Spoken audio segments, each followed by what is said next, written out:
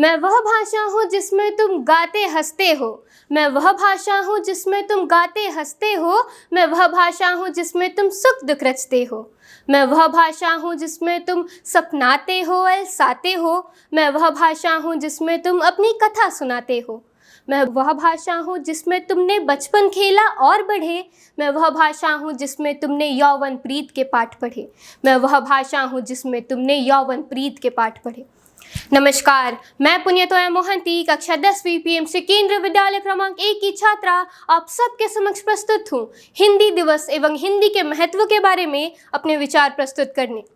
14 सितंबर ये एक ऐसी तारीख है जिस दिन अंग्रेजी बोलने वाले लोग, अधिकतर भारतीय भी हिंदी को याद कर लेते हैं। हालांकि ये बात अलग है कि दुनिया की प्रमुख भाषाओं में से एक हिंदी अपने ही देश में अपने ही अस्तित्व के लिए आज लड़ रही है।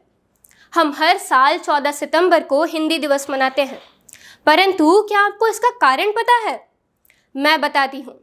6 सितंबर 1946 को स्वतंत्र भारत का संविधान तैयार करने के लिए एक गठन हुआ। नए संविधान के लिए नए नियम कानून बनाए गए। उसमें से सबसे अहम था नए राष्ट्र की आधिकारिक भाषा का मुद्दा। हम सब जानते हैं, भारत में हजारों भाषाएं हैं, सैकड़ों बोलियां हैं।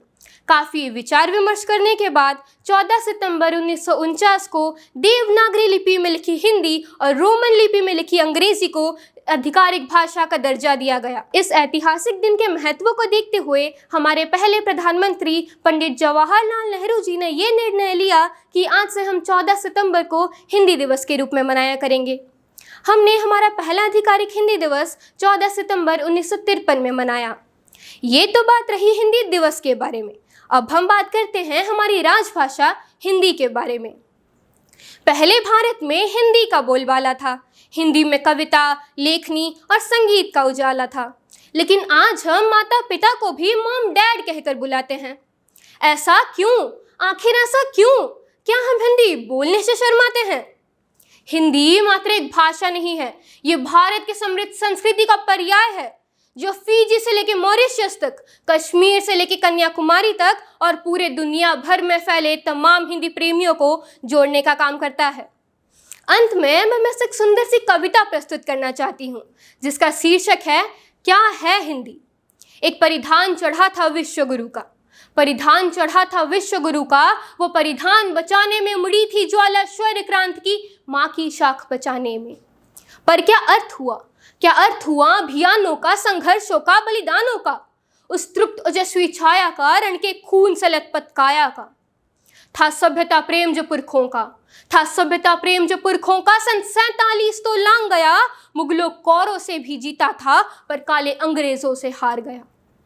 अंग्रेजी के टूटे फूटे, अंग्रेजी के टूटे फूटे शब्द मधुर अब लगते हैं। साहित्य सभ्य सी भाषा तो तीर चुभन के लगते हैं। वेदों में तो किस्से हैं। आजकल के युवाओं की विचारधारा क्या है कि वेदों में तो किस्से हैं, इतिहास सुने बस रहने दो, तुलसी काली को मोक रखो, पुस्तकों में सिमटे रहने दो।